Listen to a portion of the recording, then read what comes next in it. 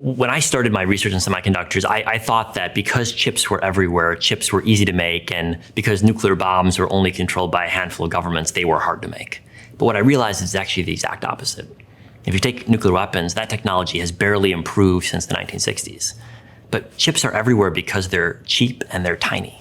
And making things very inexpensive and very small is extraordinarily difficult, which is why there's just a couple companies in the world that can do it. And it's done so not just for a couple of years, it's done so now for over half a century. And that's why when you compare progress in the computing industry to progress anywhere else, there's really no comparison. I'm Chris Miller, a professor at the Fletcher School and author of Chip War, the fight for the world's most critical technology. Semiconductors 101. Well, a chip is a piece of silicon, often the size of your fingernail, and in it is carved thousands or millions, in some cases billions of tiny devices called transistors, which flip circuits on or off, on and off. And when they're on, they produce a 1. When they're off, they produce a 0. And all of the ones and zeros undergirding computing, undergirding data storage, all of your Instagram likes, all of your text messages, these are all just long strings of ones and zeros, which are created on the chip by these circuits flipping on and off. There are a couple different categories of chips. Some chips process data, other chips remember data, and a third category turns real-world signals like audio or pictures into ones and zeros so that they can then be processed or remembered. And so when we look at the world, we see pictures. But when a phone, for example, uses its camera to look at the world, it takes in lots of rays of light and then has to learn how to convert those into ones and zeros that can be stored. And so there's very specific sensors for pictures, for sound, for radio waves that are use semiconductors to convert these real-world signals into strings and ones and zeros that can then be re-represented as pictures later on, for example, when you pull a photo up on your phone. All of this is done by different types of semiconductors. So generally, chips have a foundation of silicon, but there are dozens of other materials that are layered on top to make the transistors at such tiny scale. So a typical advanced chip could have several dozen materials. The foundation is silicon, but there are many other chemicals involved in the process.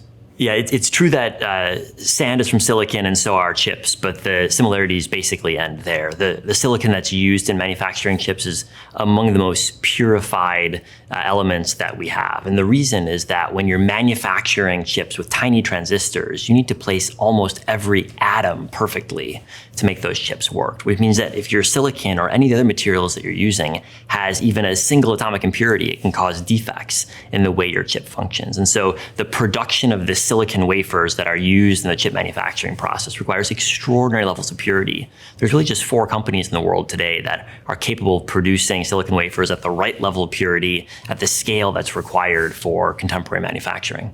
The good news is that there's silicon everywhere. It's one of the most widely distributed elements in the Earth's crust. The hard part is really the refining and the purification of silicon to make sure there aren't any impurities that could disrupt the manufacturing process. So on top of your silicon, you could have boron, gallium arsenide, lots of different chemicals that are used. And every chip maker has its own proprietary process. So we don't really know inside of a typical chip what materials are used because chip makers usually keep it pretty secretive. That's their special sauce that lets them manufacture chips with the right level of capability. We're not going to run out of silicon, nor will we run out of the other materials that are generally used in chip making. There are some concerns that certain materials are predominantly refined and processed in a single country. So for some of the materials like gallium and germanium, China produces around 90% of those materials. So there's geopolitical issues that could interrupt supply, but it's not going to be that we're running out of the capability to produce them. Yeah, I visited a bunch of chip making facilities over the course of the research. The interesting thing, though, is that when you go inside one of these massive facilities called fabs, what you find is that there are huge machines and not much else because the manufacturing process has to be extraordinarily automated because humans are way too imprecise for manufacturing at nanometer scale. And so inside of a chip making facility, there are very few humans and lots of big machines that from the outside are impressive in their size, but you can't see what's actually happening because it's happening at microscopic level. So there are a handful of companies that play a big role in the making of the machines that make chips. A couple in the United States, one in the Netherlands, and one other large one in Japan. 5 companies play the dominant role in the manufacture of the machines that make chips. And in some ways, it's actually harder to make the machines that make chips than it is to make the chips themselves, because these tools are among the most precise tools that have ever been deployed. Just to give you one example, ASML, a company based in the Netherlands, produces machines that are used in the manufacture of almost every high-end chip today. And these machines are capable of manipulating materials at basically the atomic level to produce chips with billions and billions of transistors, like those that are inside of your phone or that are used for training AI systems. So there's a pretty small number of companies that make chips, and when you look at specific types of chips, you find that there's even more concentration. The biggest chip maker in the world is the Taiwan Semiconductor Manufacturing Company. When it comes to advanced processor chips, like the chips in your phone or the chips in your computer, TSMC makes around 90% of them. So they've got an extraordinary market share and are probably the most important semiconductor company and arguably the most important company in the world, because the chips that they produce, we rely on for basically everything. There's been a lot of consolidation in the chip industry over the past couple of decades, and it's been driven by economics and by technology. Today, a single cutting-edge chip-making facility can cost $20 billion. They're the most expensive factories in all of human history. And so there's just a couple of companies that can afford to put up that sum of money on a regular basis to build more and more cutting edge facilities. And to make that work financially, you've got to produce a ton of chips. And so there are huge benefits that accrue to the largest firms. The more chips you produce, the more your cost structure makes sense, and the better your technology gets, because you learn from every chip you manufacture, you gather data from it, and you tweak your manufacturing process to make sure you've got fewer and fewer impurities at every step. And so TSMC is both the world's largest chip maker, but it's also the world's most advanced, precisely because it gathers more data than anyone else. Because chip making requires ultra purified materials and hugely complex equipment, there's not a single company that can do it on its own. Everyone requires a set of partnerships with supply chain providers to give them the materials and the intellectual property and the software and the tools that they need to produce advanced chips. And so if you take, for example, the primary processor inside of your smartphone, it was probably made in Taiwan, but it was made in Taiwan using chip making tools from the Netherlands and from the United States and from Japan. It was produced using chemicals from Japan, and then often assembled and packaged in Malaysia before ending up inside of your smartphone. And that's typical. A typical chip requires components and materials sourced from dozens of different companies, because the process is simply too hard for any one company to do on its own.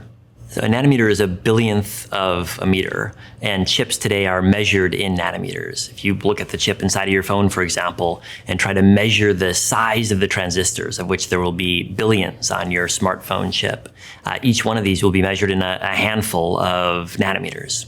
And so that makes them only slightly larger than atoms, smaller than any sort of living thing, far smaller than a bacteria, smaller than a mitochondria, half the size for the most cutting edge transistors of a coronavirus. There's basically nothing we manufacture at such tiny scale as we do with semiconductors. Every year we make more transistors than we've made all other goods combined in all of human history. And in fact, nothing else really comes close. A typical smartphone chip could have 10 billion transistors just in the main processor chip. A big data center run by Google or Amazon Web Services would have more transistors than you could plausibly count. We know that we make more transistors than there are cells in the human body, for example. We don't even know how many we make in aggregate because there are just so many. Moore's law predicts that the number of transistors per chip, and as a result, the computing power per chip, will double every couple of years. And that's been empirically true since the 1960s, which means that the capabilities of chips have gotten vastly better and continue to get much, much better at a faster rate than anything else. So I like to think, for example, of airplanes to illustrate the difference. If airplanes doubled in speed every 2 years from the 1960s up to the present, we'd be flying faster, literally, than the speed of light. But chips have done that. Chips have increased in that capability because the scale of the transistors has shrunk to the level that today we're manufacturing them smaller than even viruses. And that has enabled the explosion of computing power, both in terms of the computing capabilities in high-powered data centers or in your phone, but also the application of computing to all sorts of devices. Because today there's computing everywhere. It's in your dishwasher, it's in your refrigerator, it's in your coffee maker, it's in your car. And it's possible to put computing everywhere because today it's so cheap. We can produce it almost for free. And that has enabled the application of chips to all sorts of different devices. To understand the change and the rate of innovation, in the 1950s, you could hold a single transistor in your hand. Today, you can hold 10 billion transistors in your hand in a chip that's the size of your fingernail. And that's not an expensive chip. That's a chip that often will just cost $50 or so. So the rate of shrinking transistors, as well as the rate of decline in their cost, has been unparalleled in any other segment of the economy. So before transistors, computers used vacuum tubes, which are sort of light bulb-like devices that would turn on and off to produce the ones and zeros. And they were cutting edge for their time, but they had huge inefficiencies. They wasted a lot of heat, for example. They worked pretty slowly. And they also, because they created light, attracted moths. And so computers had to be regularly debugged in the early days of computing, which meant removing moths from the lights that they were attracted to. So you can see why it was hard to scale that up into a 10 billion unit system. I think the transistor is the key reason why we've been able to scale down. There's really nothing else, if you look all across the economy, that has shrunk in size and shrunk in cost at that level. And it's done so not just for a couple of years, it's done so now for over half a century. And that's why when you compare progress in the computing industry to progress anywhere else, there's really no comparison. Well, Moore's law is not a law of nature. It's not a law of physics. We wish it were, because then we could rely on it to keep delivering advances far into the future. But it's really a law of economics. It says that if you're able to find a way to shrink your transistor smaller, then you will be able to find a larger market as well. And that has incentivized huge investments in shrinking, in improving manufacturing processes, and making chemicals more purified to enable it, which has sustained this rate of advance. And if ever it turns out that the economics around Moore's law break down, the technology will immediately break down as well. Thankfully, the good news is that right now we're seeing a new wave of excitement about ways you can deploy computing, which has led to a surge of new investment into AI, but also a surge of new investment into semiconductors, because it's now clear that if we can shrink even further, we'll enable a whole new era of advances in artificial intelligence that rely on even more computing than we've been able to muster thus far. You can define Moore's law in a bunch of different ways. Is it based on the 2D size of the transistor or the 3D size of the transistor? Is it based on the processing speed that comes out of it? And I think there's a lot of people in the industry that are trying to sell a certain chip with given characteristics that have an incentive to say Moore's law, based on the other characteristics, has come to a halt. If you look at the rate of increase of machine learning semiconductors, for example, chips that are optimized for AI capabilities, they've been doubling in their capability every 2 years for the past decade or so. In other words, exactly what Gordon Moore predicted when he set out Moore's law in 1965. And so my view is that when you zoom out and look at the rate of technological progress, there's really no slowdown that's happening. When I started my research in semiconductors, I thought that because chips were everywhere, chips were easy to make, and because nuclear bombs were only controlled by a handful of governments, they were hard to make. But what I realized is actually the exact opposite. If you take nuclear weapons, that technology has barely improved since the 1960s. It's so easy to make nuclear bombs, even the North Koreans can do it. But chips are everywhere because they're cheap and they're tiny. And making things very inexpensive and very small is extraordinarily difficult, which is why there's just a couple companies in the world that can do it at the cutting edge. And the reason is that it's brutally expensive and it requires manufacturing processes that get better and better and better every single year. And so if you're trying to catch up to the cutting edge in the chip industry, you're not trying to catch up to a static cutting edge. You're trying to catch up to a cutting edge that is racing forward at the rate of Moore's law, doubling every 2 years. And so it's a race between companies, but it's the fastest race humans have ever undertaken, which is why it's extraordinarily difficult to reach the cutting edge.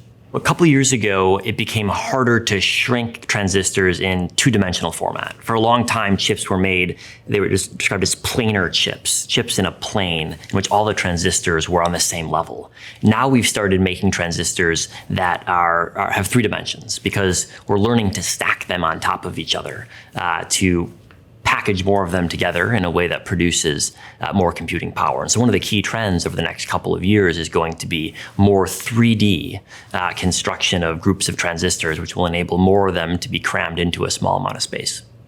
So the machines that make chips are extraordinarily precise in their manufacturing. For example, there are tools that can lay down thin films of material that are just a couple of atoms thick with basically perfect uniformity. And to pattern the transistors on a piece of silicon, you use a tool called a lithography tool. And today there's one company, ASML of the Netherlands, which makes most of the world's lithography tools. And for the most advanced chips, these tools can cost $350 million a piece for a single tool. And they cost so much because they require some of the most precise components ever used, like a mirror that's the flattest mirror humans have ever made, a laser that's the most powerful laser ever deployed in a commercial device, and a ball of tin that falls through a vacuum and then is struck twice by that laser, explodes into a plasma measuring 40 times the temperature of the surface of the sun. And this plasma emits light at just the right wavelength, 13.5 nanometers, to be bounced off the mirrors in exactly the right geometry and land on your chip to carve the transistors into the silicon. It's the most complex and expensive machine that humans have ever made, and it's required to make all of the most advanced chips. Today, there are just 3 companies capable of producing cutting-edge processor chips, the types of chips that go in phones or computers or are used for AI. And it used to be a larger number of companies that could produce at the cutting edge, but it's shrunken to 3 and might in the future shrink only to 2 for 2 reasons. First, the expense is extraordinary. $20 billion per facility is a level of spending that many governments can't afford, to say nothing of companies. But second, the scale required to manufacture efficiently is vast. And that means that the benefits accrue to the largest firm. And in this case, that's TSMC, the Taiwanese firm that's at the center of the chip industry. That's why they manufacture around 90% of the most advanced chips, because they're cheaper and they're better than their competitors when it comes to manufacturing.